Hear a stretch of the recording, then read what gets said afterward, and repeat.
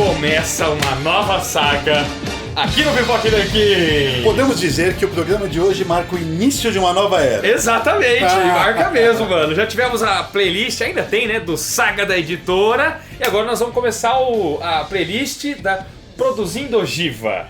Como é a produção de uma história em quadrinhos. Desde o início, de sua concepção mais básica, até a sua produção e publicação. Claro que o vídeo de hoje é só do básico, só do comecinho. Só o iníciozinho. Só o início. Depois nós vamos falar com o Guilherme Petreca, que é o desenhista. Um dia nós vamos tentar ir lá na gráfica, mostrar como é feito lá, né? Até o quadrinho ficar prontinho. Por quê? Porque Ogiva é o primeiro quadrinho do selo original Pipoca Nanquim, de um dos sócios aqui do Pipoca Nanquim, que será publicado. Né? Nós já anunciamos que tem o Ogiva, do Bruno Zaga e do Guilherme Petreca, o Arena, do Alexandre Calari, com desenhistas ainda a ser revelados, sim. certo? Mas o Ogiva vai sair antes do Arena. Então nós vamos mostrar pra vocês, a gente pode mostrar pra vocês esse passo a passo. Afinal, nós estamos em todos os passos da produção. Tudo e nós da gente. queremos tornar você parte do processo também. Pode crer. Queremos inteirá-lo do processo e fazer um bate-bola bem bacana, porque há um tempo atrás, Bruninho, você me entrevistou sobre a produção do Floresta das Árvores Retorcidas. Foi, do processo de criação. E agora, eu e o Bruno voltamos aqui para falar do processo de criação do Bruno Zaga. Hoje inverteu os papéis. Que bacana, né, cara? Que bacana. Ó, mas não deu, a gente queria ter feito dos primeiros originais todo esse processo, mas não deu, né, Alexandre? Não dava pra fazer, era muita coisa acontecendo ao mesmo tempo, era o Roseira, Medalha Engenho, outras histórias, Sob o Solo, gastaria tudo com pizza e Floresta da Torcida 4 de uma vez, velho. E tudo pra sair logo, tá ligado? Ogiva não, Ogiva tem prazo ainda, ele tá programado lá pro segundo semestre. Então dá pra gente ir aos pouquinhos mostrando todos os processos. E outra coisa interessante é que se você garantiu o Olímpia, isso, você já sabe do que o Ogiva se trata. Mesmo que você não tenha visto nenhum dos outros vídeos em que a gente anunciou, você já sabe que você recebeu este previewzinho. É um previewzinho, tem o prólogo da obra e um pedacinho do primeiro capítulo aqui, além de extras que não vão ter na edição final. Esses extras vão ficar só com o previewzinho e tá em todas as cópias do Olímpia, o primeiro quadrinho lançado aqui este ano. Link do Olímpia e da Floresta das Árvores Retorcidas vai estar na descrição para vocês pegarem e darem uma conferida, certo? Perfeito. Bom, antes de começar, vale dizer uma coisa. Assiste esse vídeo que tá nos cards passando agora, que é o vídeo especial de 200 mil inscritos aqui do canal. Foi nesse vídeo de 200 mil inscritos que nós anunciamos que nos tornamos roteiristas de histórias em quadrinhos. Ah, que da hora. Foi nessa ocasião, nós guardamos para revelar aí. Então lá a gente já conta um pouquinho, alguma coisa, né? Já ambienta vocês nessa nossa nova iniciativa. Então se você não assistiu ainda, vai lá assistir, aí você vai entender um pouco mais do que se trata essa nossa nova empreitada, né? A partir daqui. Bom, e hoje nós vamos falar do roteiro. Como eu sou roteirista de Ogiva, vamos falar do roteiro. Próximo programa vem o Guilherme Petreca para falar do desenho também. Começando então sobre o roteiro, eu acho que existe um ímpeto, uma necessidade que parte de dentro da gente de querer contar uma história, né? Algo que fica remoendo, sabe aquelas butterflies no estômago que tem aquele ditado em inglês? Eu acho que tem esse ímpeto e em algum momento você quer pôr pra fora esse desejo. Na verdade eu tenho desde molequinho, bicho. Olha, eu achei aqui, ó. Gente, eu achei a minha pasta lá em casa, mano. Que coisa incrível isso! Cheia de páginas de histórias em quadrinhos que eu fazia quando era mais novo, cara. Eu fiquei surpreso quando eu olhei essas pastas, Bruninho, por algumas coisas. Primeiro, óbvio, a gente trabalha juntos. Eu desenhava, velho. Então, cara, a gente trabalha juntos há mais de 10 anos. Eu sei o quanto você é meticuloso. Sim. E aí, eu vi isso transportado para essas páginas. Você era extremamente meticuloso na criação. Meticuloso no nível, né, cara? Você fazia mapas de RPG, cara. Tem aqui, mano. Você tem um roteiro enorme de histórias de RPG que você fazia. Até aqui tem algumas coisinhas rabiscadas. Eu tenho na minha casa, eu tenho muito mais. Aqui tem rabisco, até Pessoal, anotações. olha esse roteiro aqui na tela. Ó. Não é um roteirinho escrito à mão com alguns passos. É realmente um roteiro de um monte de páginas. Pra uma aventura de RPG. Legal, né? Demais, cara. Ou seja, é aquilo que você falou, é o ímpeto, mano, de fazer. Antes da faculdade, né, quando eu tava na escola ainda, Eu escrevia muito, Ale. Nossa, mas eu era um cara que eu gostava muito de escrever. Tudo quanto é tipo de coisa. Eu fazia... E desenhar. E desenhar, eu fazia os desenhos também. Depois eu parei de desenhar quando eu entrei na faculdade, não tive mais tempo, nunca mais retornei. O que, diga-se de passagem, se me permite falar aqui, foi uma pena, porque você tem um bom traço. Obrigado. Cara. Muito legal. Obrigado. Olha essa imagem Vocês desse cara. Olha essa imagem desse cara tocando guitarra na frente dessa galera, que loucura. Eu nem lembrava mais desse desenho, vou falar a verdade. Olha esse Goku assando um Pikachu, cara. Esse eu copiei, não lembro da onde, cara. Mas, porra, eu gostava pra caralho, Ale. E eu ficava criando muito, eu criava gibi. Eu tinha um monte, eu tinha uma pilha desse tamanho de fanzine meu, que molhou tudo, perdeu-se numa tempestade que entrou água na casa da minha mãe, perdeu-se tudo, cara. E aí, isso era na época da escola, eu parei na época da faculdade, só que fiquei afastado por pouco tempo, porque logo em 2009 veio o Pipoca Nanquim, e aí meu envolvimento com quadrinhos saiu das páginas de fanzine e foi para as telas da televisão, né? Porque era um programa de TV no começo. E aí o Pipoca vingou, eu virei editor de quadrinhos e tal. Isso foi ficando cada vez mais de lado. De lado, totalmente de lado, mano. Nesse processo, ao longo do Pipoca crescendo, de virar um editor de mangá da Panini e tal, você ainda remontava dentro de si esse desejo? Sim, Você nunca deixou de lado? Não, nunca. Tanto tipo, que... as circunstâncias te fizeram deixar de lado. Eu sabia que não era o momento para aquilo. Eu tinha que aprender a editar. Então, um tempão eu fiquei dedicado nisso. Depois que eu aprendi, eu tinha que me aprimorar. Depois o Pipoca virou empresa, tinha que vingar o negócio. Eu tinha que mobiliar meu apartamento aqui em São Paulo, tinha questões mais urgentes para tratar. Mas vira e mexe, lembra? Nos programas antigos, o pessoal vira e mexe perguntavam nos comentários: vocês têm sonho de fazer quadrinhos? E a gente, em alguns vídeos, nós falávamos disso também, né? Nós temos muita vontade de fazer quadrinhos e tal. O Ale já fazia os livros, antes do Floresta, o Apocalipse Zumbi e tal. E você fez um quadrinho ou outro também, bem pontualmente, né? Eu fiz uma historinha para aquele projeto Pátria Armada. Foi. Do Impacto Studios. Publiquei uma outra coisinha pedido por aí, saiu uma coisa independente, mas nada de relevância, né? Então, mas nunca paramos com isso. Aí no vídeo anterior, esse que eu deixei nos cards aí, quando a gente anunciou, nós falamos que lá em 2014 veio a ideia do Pipoca fazer um projeto de histórias em quadrinhos. Quando aqui virou editor e nós falamos, vamos abrir o projeto original Pipoca Nanquim, eu vim com a proposta pros caras de uma história. Eu falei, eu tenho uma história, aquela lá, do primeiro projeto que nós tínhamos e não deu certo, vamos fazer vingar? Aí os caras falaram, não, vamos fazer virar. E o Ogiva acabou se tornando a primeira que a gente fez aqui dentro do Pipoca, no estilo Shonen Jump, tá ligado? De roteirista, fazer o argumento, passar pro editor olhar e fazer anotações. Então eu fazia o argumento, passava pro Ale e passava pro Daniel, que liam, marcavam coisas pra melhorar, pra tirar, coisas que não funcionavam. Ô Bruninho, isso aqui tá errado, isso aqui não vai dar certo nunca, etc. E aí reescrevia, mandava de novo. Então foi um trabalho muito legal entre a roteirista e os editores, né? E o Guilherme Petreca também envolvido nessa etapa da parte criativa e tal. Mas pegando do início, a ideia eu já tinha desde aquela época. Eu só fui melhorando ela, aprimorando ela. E eu parti do princípio de que eu gostaria de escrever algo num gênero que me agrada. Uma distopia. E eu gosto muito de pós-apocalíptico, assim, de mundo pós-apocalíptico. Então eu falei, eu quero escrever isso. Eu acho que eu consigo contar uma boa história aí. Muito influenciado pelo Mad Max, que eu adoro. Mad Max Fury Road, pra mim, é um filme da década. Eu acho sensacional. Eu falei, os caras conseguiram contar num filme de ação uma grande história. E aí meu quadrinho é isso. É um quadrinho de ação que pretende contar uma história maior, um negócio assim. E aí, desde o início, eu pensei, eu não consigo escrever história curta, eu gosto de trabalhar com história longa, eu sempre fiz isso, nos fanzine e tal. Então, eu quero fazer a história que tenha um ritmo cinematográfico, um ritmo de filme. A primeira etapa que eu fiz, Ale, foi Primeira coisa que você pôs no papel. Foi vários roteiros de filmes da Pixar e outros que eu gosto, demarcados no papel. Foi a primeira coisa que eu fiz. Ok. Pra ver onde... Pra ver ritmo. Então eu assisti vários da Pixar, sei lá, o Toy Story. Aqui tem uma apresentação, aqui tem uma cena de ação, corta, fica um ritmo mais lento, outra cena de ação, aí aqui tem uma grande perda, aí aqui eles superam isso, aí o clímax, tal. E marquei isso em vários filmes. Você foi então decupando filmes que você gostava. Exatamente. E falou assim, aqui tem a introdução do conflito, aqui tem a introdução do vilão, aqui tem, sei lá, um momento termo entre os personagens. Isso. E você foi fazendo essas marcações para servir de guia. E fiz num papel, pra me servir de guia. Aí depois que eu tinha isso decupado, mais ou menos, eu botei num arquivo, abri outro totalmente em branco e comecei a colocar todas as cenas que eu já tinha na cabeça. Tal. Puta, mas essa cena é o final, eu já tinha tipo o final. Botava lá na etapa Nesse do final. Nesse momento, você já tinha seus personagens?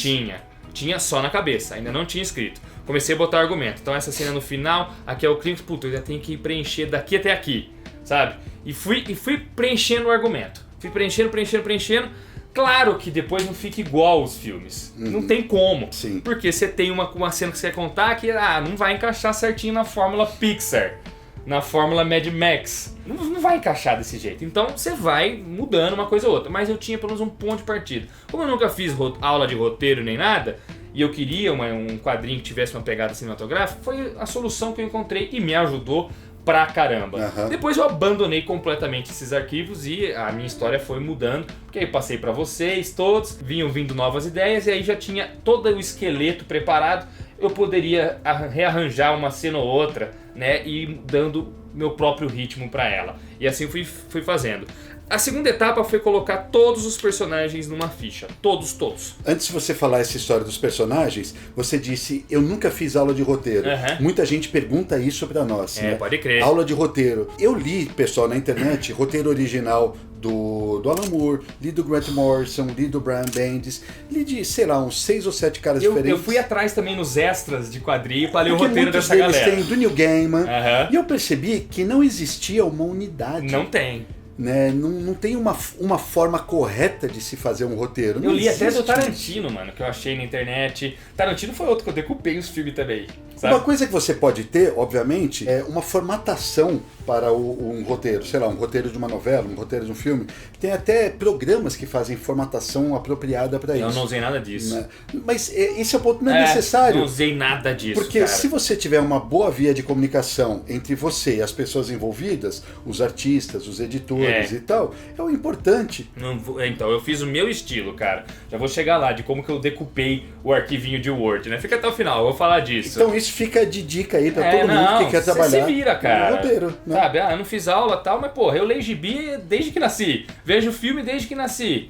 Me considero uma pessoa criativa. Fiz muita coisa na vida. Sinto que tenho coisas pra contar. Foi tranquilo. Falei, quer saber? Eu vou me virar. Outra dúvida que eu quero tirar com você. O Ogiva, ele é, de certo modo, o pessoal não leu tudo, mas ele é como se fosse um road movie, né? Uma road story. Ou seja, os personagens eles estão no ponto A, eles têm que chegar no ponto B. Isso, é isso aí. Tem toda uma trajetória ao longo disso. Meio igual o Mad Max Fury Road também. Exatamente, sua principal influência Mad Max Fury Road, um lance meio conto de areia, né? Que o pessoal está cruzando e tal. Você já tinha isso em mente e de que forma essa etapa dos personagens de cruzar do ponto A ao B te influenciou no ritmo da história? Eu já tinha isso tudo em mente. E a principal influência na história é que ao longo dessa jornada os personagens têm que mudar. Eu tinha isso em mente. E também, tal qual o Tarantino, por exemplo, Pulp Fiction, você tá indo num ritmo, num destino.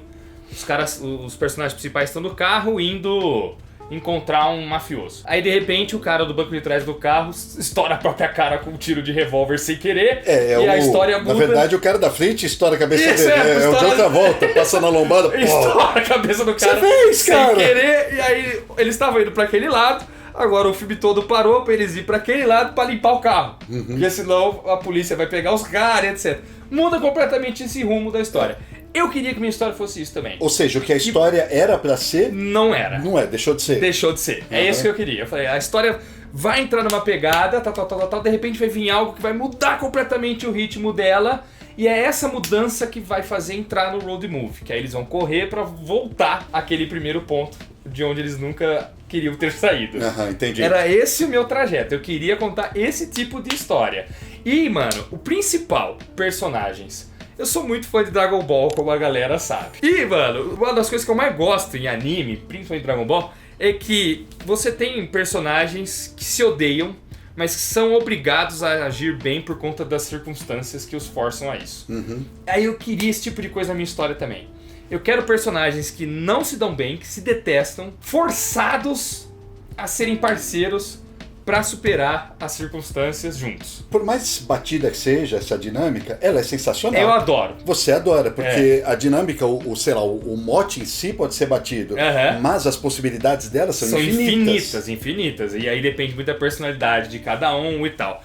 E então eu falei, bom, eu tenho que ter personagens legais. Eu tenho que ter o cara que antes era o inimigo e agora ele vira amigo, porque foi forçado a isso. Aí eu entrei na descrição deles, fui dando personalidade pra eles, todos eles. Então tem a Pilar, tem o Abbas, tem o Ramiro, tem a Leila, tem a Sara. Todos eles eu escrevi a personalidade e também fiz um esqueminha que pra mim foi muito útil, de como cada um age com o outro. Tipo, a Pilar e o Abbas não se dão bem, então na relação entre eles vai ser problemática. Já o Abbas e o Ramiro descobrem que são mais amigos. Então, como que a relação de todos eles vai se dar? E por que eu achei isso extremamente importante, de eu fazer a ficha de personagem antes de começar a escrever o roteiro em si? Porque algumas cenas do roteiro devem ser feitas para apresentar os personagens e para apresentar o mundo.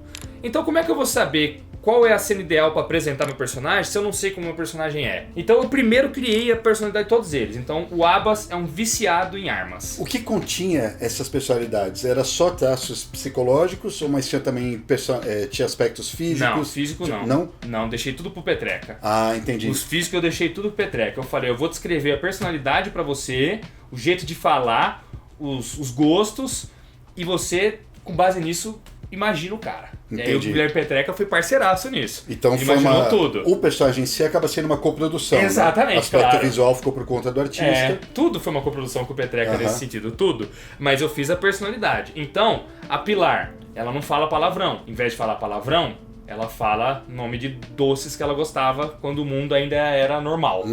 Então eu queria isso na história. Por quê? Por que ela fala isso? Tem um motivo. Eu, em um determinado momento, eu vou ter que colocar esse motivo na minha história. Eu só sabia que eu ia ter que colocar aquele motivo porque antes eu criei personagem. Entendeu? O Abbas, como eu disse, viciado em armas. Ele é um maluco que acha que manja de combate pra caralho, mas não manja porra nenhuma. Entendeu? Aí eu queria essa dinâmica que seria até engraçado. Os outros iam ver que ele tá falando um monte de bosta, mas ele acha que o que ele tá falando tá arrebentando. Então eu tenho que apresentar essa personalidade em determinados momentos.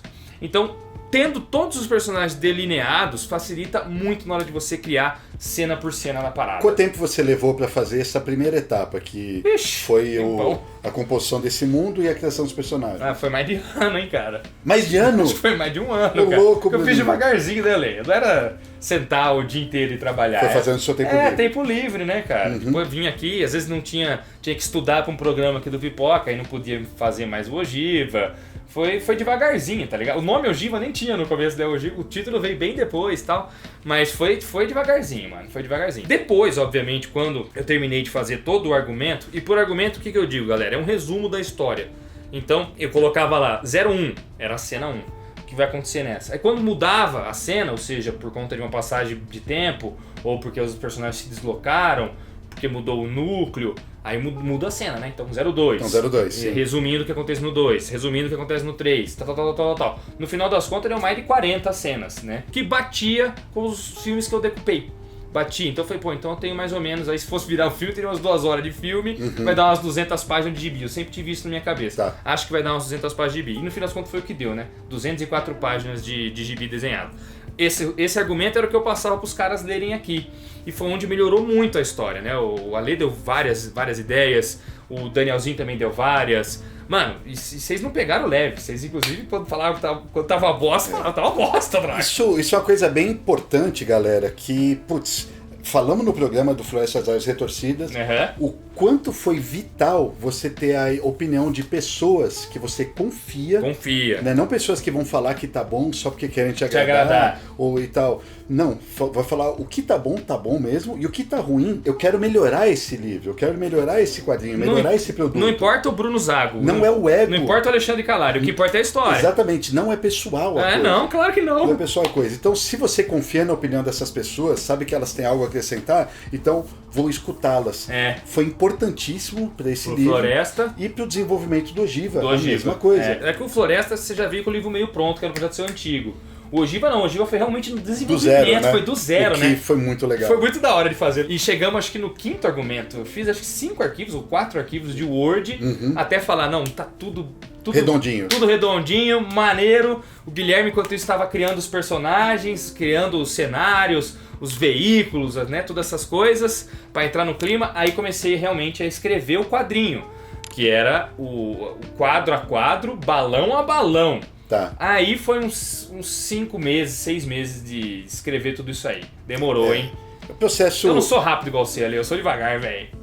Mas assim, como já estava tudo pronto, o pessoal pode falar assim, nossa, mas ele demorou um ano para fazer aqueles 5, 6 anos para escrever o roteiro inteiro. A criação já estava mais feita, né? A criação já estava feita, né, galera? Era mais você ir... É um tempo um pouco mais braçal, digamos assim. Exato, mais braçal, de descrever pro Guilherme como seriam os quadros e tal, né? Aí... Eu sei que você já falou que não criou os aspectos físicos dos personagens, mas e o mundo? Tipo, o mundo tá desolado dessa maneira. Criei tudo. Os veículos, as coisas Tudo do jeito que eu queria pro Petreco. Claro que o Petreco acrescentou muita coisa. Mas, por exemplo, no gibi do Ogiva, não se explica muito bem, tem pontualmente nos diálogos dos personagens, o que levou o mundo a ficar destruído. Mas a história não parte daí, não importa. Já está destruído. Como isso aconteceu não é o foco.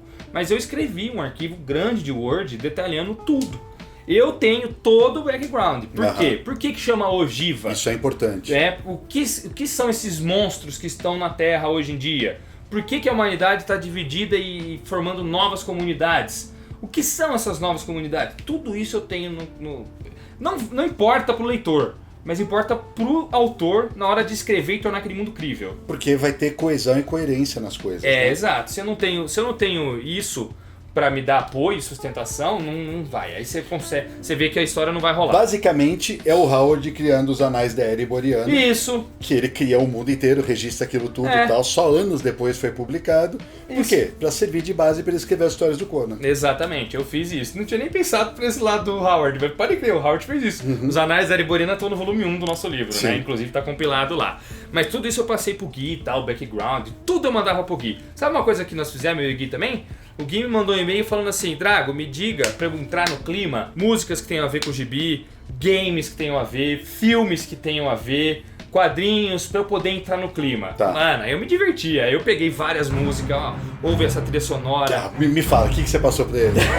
Trilha sonora do Mad Max Fury Road, óbvio. Trilha sonora foi mais trilha sonora de game, ali. Você não vai... tinha certeza. Trilha sonora de game. Trilha sonora de Gears of War. Trilha sonora de Call of Duty Modern Warfare. Um monte de trilha sonora de filme muito... Trilha sonora de Zelda. Até trilha sonora de Zelda Breath of the Wild pra algumas cenas eram legais, importantes. Filmes. Aí eu falei, assiste A Estrada lá com o Viggo Mortensen, né? Que é um dos filmes muito legais também. Tem filmes de faroeste que eu queria, que apesar de não ser distopia, faroeste é um mundo meio zoado também, então eu falei, vê esse faroeste que é maneiro. Passei uma game, peguei um monte de game, falei, vê esse trailer aqui, trailer do Doom, trailer do Anthem. Anthem nem é um jogaço, mas o trailer é muito da hora. Ó, vê esses trailers aqui, você vai entrar no clima da parada. Trilha sonora do Doom também, que tem uma... Pra mundo destruído assim, os metal pesados, nossa, cara, você entra no clima pra caralho. Eu ouvia muito esse tipo de música enquanto tava escrevendo, tá ligado? Passei por isso aí, e foi ótimo pra fazer entrar no clima, direitinho, entendeu? Aí eu tinha aqueles esquemas cena após cena, como eu te falei, né? 01, 02, 03, tudo cena por cena. Aí eu falei, agora eu vou entrar no 01 e vou colocar quadro a quadro. Você fez o esquema então Alan Moore mesmo, quadro a quadro, escreveu tudo. Não deixou pra ele decupar a página da forma como ele queria. Deixei. Ah, deixou? Deixei. Eu não dizia, por exemplo, página 1, 6 quadros. Página 2, 5 quadros. Não. Eu ia só por cena. Só quadro a quadro. Então, por exemplo, a primeira cena, no final das contas, ia dar 40 quadros, mais ou menos. Só que eu não falava onde entrava do 6 pro 7, do 9 pro 10. Não falava nada disso. Entendeu? E ele foi fazendo a virada. De vez em quando eu falava, Gui, aqui... Aí eu botava um negritão assim.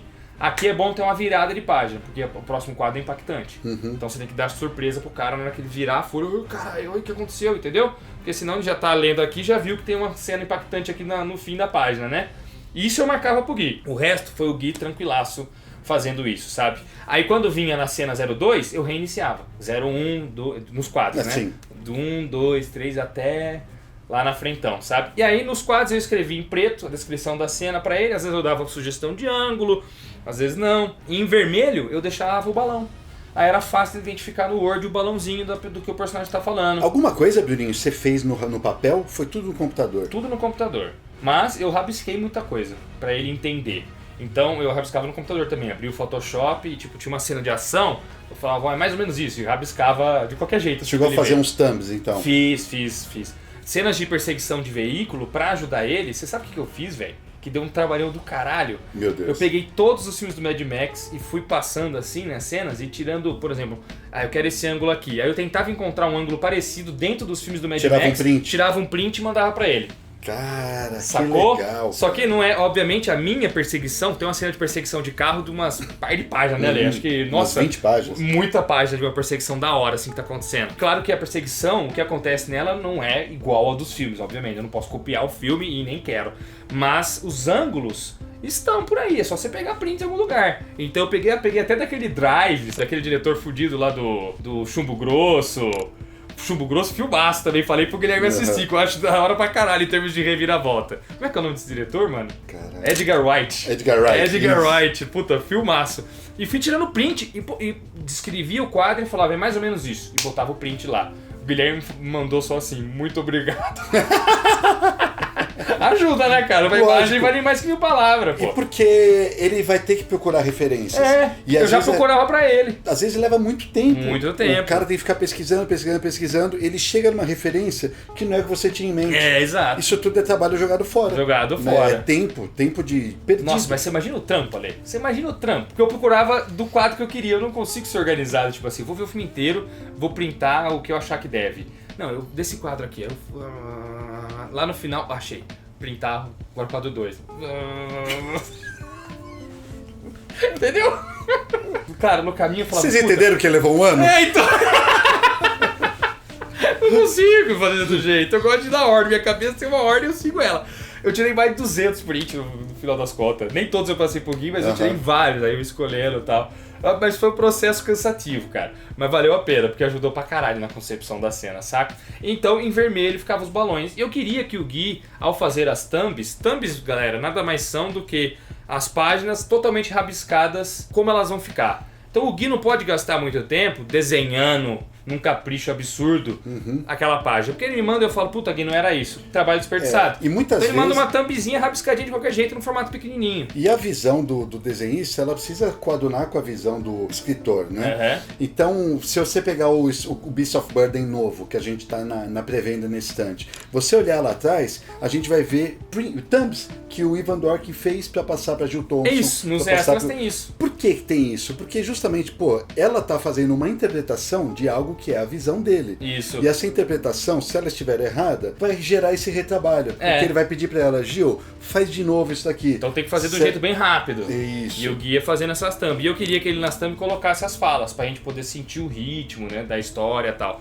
Falas essas que, depois que eu mandei tudo pro Gui, eu tô agora arrumando todas de novo, porque eu tenho que passar pro Arion. Ele que tá fazendo os balões. Não é o Gui que desenha, é quem desenha é o Arion. Inclusive fez todos os balões aqui do preview. E também do seu livro, ele que letreirou tudo isso, sim, né? sim. Ele que fez a diagramação do Floresta inteira, é o Arion. O preview já é o trabalho dele. Então eu mando, aí o que eu faço? Eu deleto as descrições de cena que serviam apenas pro Petreca e mando pra ele uma versão do roteiro só, com os diálogos, marcando onde, em qual quadro tem aqueles balõezinhos lá. E nesse procedimento eu tô revendo todas as falas também. E tô melhorando muitas delas. Assim, puta, olha só, aqui eu consigo colocar algo que conecta com o final e tal. E entra numa situação que eu não disse até agora, mas que eu gosto muito daquele conceito da arma de Chekhov, tá ligado? Que se algo foi mostrado, esse algo deve ser usado. Eu tentei fazer isso no Ogiva inteiro. Então se alguma coisa aparece no começo do livro, em algum momento eu quero que essa coisa volte e reverbere na história de outra maneira. E fazendo assim o pessoal falar, nossa, olha só, velho, voltou, não tinha pensado nisso. Olha só o que aconteceu, entendeu? Ah, então é por isso que tal personagem tem essa personalidade, porque essa personalidade lá no final desencadeou essa situação, entendeu? Então eu queria que nada fosse gratuito, desde as personalidades até os itens de cena, armas, cenários, relações, acontecimentos, tudo tinha que estar. E uma coisinha ou outra eu percebi que ainda não tava. Puta, se ela mencionar isso aqui só nesse balão, a hora que acontecer isso aqui no final, já não vai chegar e pegar todo mundo desprevenido. Já vai dar aquele gatilho de, por isso que estava lá atrás. E foi isso que me deu o trabalho do caralho, de fazer de vários meses. Que eu tinha hora que simplesmente não ia ler. Eu não sabia como conectar tudo. Eu tinha no argumento a cena que ia acontecer bem resumida. Mas eu não sabia colocar isso de modo funcional pro Guilherme desenhar, cara. Eu ficava um tempão, meu Deus, como é que eu vou resolver isso? Como é que eu vou resolver? Aí sabe o que eu fazia muitas vezes? Desistia, falava, foda-se. Só de eu levantar e tomar um banho, por exemplo, já vinha a ideia. Às vezes você fica na frente do computador se pressionando e não sai, mano. E não saía. Aí eu ia tomar um banho, comer alguma coisa, assistia um episódio de anime, jogava Sekirinho lá no meu PS4. Desbaratinava total. Vi um negócio do videogame, puta, olha que ideia foda, caralho! Isso destrava que eu tava ali, que tava embaçado. Pronto, aí vai que vai. E a grande maioria das vezes eu escrevi de madrugada, né? Que aí era quando mais fluía pra mim. Várias noites, cara. Mas você teve muitos impasses criativos dessa Tive, forma? Cara. Na reta final tive sim. Tá ligado aquela cena do viaduto que tem no final? Sim. Nossa, ali eu não sabia como resolver. Eu sabia no argumento, mas eu não sabia no gibi como resolver aquilo. Demorei, cara, pra resolver. Falei, não, mas uma hora chegou. Chegou na conclusão, tá ligado? Também teve um momento, sabe quando eles têm aquela parada no restaurante? Sim, até o momento do restaurante, eu tinha tudo muito bem resolvido na minha cabeça. Dali pra frente, eu sentia que tinha barriga. Coisas que eu podia eliminar. Mesmo no argumento, tem barriga. Que vocês aprovaram e tal, mas eu na hora de botar no quadro a quadro, eu falei, puta, isso aqui tá sobrando. Isso aqui tá sobrando. Como é que eu consigo diminuir isso? E aí vinha aqueles impasses. Mas, eu não sei, tem algumas coisas que é de dentro da gente. Quando eu tô satisfeito, eu sei 100% que eu tô satisfeito, eu não tenho nem dúvidas, tipo, eu sou satisfeito. Mas vira e mexe, eu terminava uma cena e falava, caralho, não tá ruim, mas... Não ficou do jeito. Mas ainda não veio aquele sentimento no peito dizendo, puta, eu tô 100% satisfeito, tá ligado? E aí, às vezes eu mudava o negócio, então, era isso. Aí fica aliviado, fala, agora sim, tô satisfeito, entendeu? Então eu tive alguns impasses assim. E, mano, eu tinha uma hora que eu só queria acabar. É muito trabalhoso, cara. Por isso que eu falei em outro vídeo, foi a coisa mais trabalhosa que eu já resolvi fazer na minha vida, cara. É muito trabalhoso, Alexandre. Mas ao mesmo tempo é muito prazeroso, né? Muito prazeroso. Imagina, gente, cada vez que chegava uma página, que chega, né? Porque o Gui tá fazendo. Cada vez que chega uma página... Nossa, velho! Quando a gente começou a ver os primeiros designs dos personagens... Do Guilherme. Né, os conceitos... O Guilherme só me dá alegria hoje em dia, gente. Caramba, os carros chegando, os monstros, porque tem muito monstro, muitas criaturas no Ogiva. Cada vez que tá acontecendo isso, e a gente participando de todo o processo e vendo, porra, é tão da hora, cara, é tão legal. Mas a hora que você tá lá de madrugada morrendo de sono, tendo que concluir uma cena pra poder dormir, porque você não quer dormir sem acabar, você quer morrer, cara. Nossa senhora, você quer morrer. E aí, sabe o que acontecia também? Muitas vezes vinha na minha cabeça aquela sensação, faz aí, foda-se, faz de qualquer jeito. Aí vinha, não, porra, é a minha história, eu não posso fazer de qualquer jeito. Se eu não fizer, quem vai fazer, caralho? E aí, não é porque tá na reta final que eu tenho que enjoar. Sabe aquele filme que você vê que tem um começo maravilhoso e um final apressado? Eu não queria que minha história caísse nisso. Eu não quero final apressado. Eu não quero que dê a entender que no final eu cansei. Não, mano, vou me debruçar nisso aqui e vou fazer direito. E fiz direito. Espero que o Guilherme não fique cansado no final, porque ele tem longo caminho pela frente aí. Uns tapa na orelha, hein, ô Petreca? Não, mas ele não vai ver, não. O Petreca, caralho, o Petreca tá se debruçando muito pelo material. Ele tá curtindo pra caralho fazer ogiva, mano. E foi mais ou menos esse o esquema de produção, né? Você vê, a gente se mirou, foi fazendo acontecer do jeito que dava, né, cara? E é assim que tem que ser, né? Eu acho que é assim mesmo, mano. E agora eu tenho um monte de arquivo de roteiro salvo aí e tal, que um dia pode virar extra de produção, né? Pro próprio gibi, né? Isso acaba virando conteúdo interessante depois, né? Com certeza. Espetacular, galera. É muito gostoso fazer. Olha só o trampo que o Bruno Zago teve. Muito trabalhoso. Na produção disso. Como eu disse antes, ele foi muito meticuloso. Ele é um cara muito meticuloso. Não é pra qualquer um, cara. Você tá de parabéns. E obrigado, o Giva é sensacional. Parabéns, Alexandre! Ô, Alexandrinho, aí tem que fazer um gibi junto, mano. Olha, Bruno, será, cara? Ué, você tá fazendo arena, eu tô fazendo ogiva. No futuro a gente podia fazer um arena mais ogiva, fazer um crossover, caralho. Vamos fazer, cara? Vamos chamar o Danielzinho, vamos ver se o Danielzinho anima. Vamos botar o Danielzinho pra escrever gibi, mano. Olha, sementinha plantada, hein, galera? Só veio assim muito da hora, né, cara? Bom, é muito da hora. E no próximo vídeo vocês vão saber mais do lado do Guilherme Petreca. Ele vai vir aqui bater papo com a gente, falar de como foi a visão dele, ele interpretando o meu roteiro, como é que foi. Ele acrescentou muito também, tá ligado? Não é um quadrinho do Bruno Zago, é um quadrinho do Bruno Zago e do Guilherme Petreca, ele acrescentou muito. E depois disso nós vamos, por exemplo, falar do letreiramento com o Arion, a gente começa a mostrar a etapa de revisão aqui nos PDFs conforme forem chegando. Vamos deixar vocês por dentro de tudo, galera. Tudo. Vai dar trabalho? Vai, mas todas as etapas serão passadas aqui pra vocês. Como é criar uma história em quadrinhos? Então se inscreve no canal, deixa seu like e torce pra sair um projeto do Bruno Zago Alexandre. Será que vai sair? Será que vai dar? Tá bom. Não! Vai sair! Vai! Uhul! Valeu, galera! Tchau! Tchau!